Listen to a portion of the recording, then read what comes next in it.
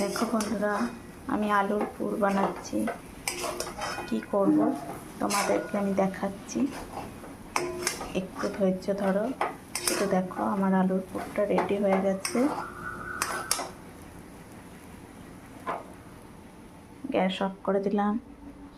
এইখানে আটা মাখা আছে, এটা কিন্তু ময়দা নয়, শুধু আটা।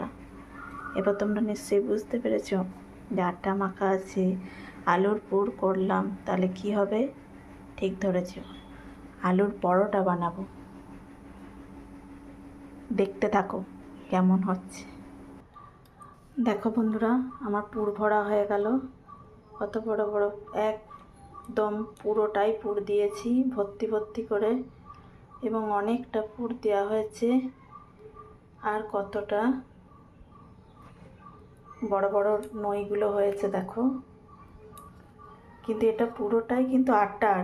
আমি জানি ময়দা খাওয়া ভালো নয়, তাই ময়দা আমি করি না, পুরোটাই আমি আটার করেছি।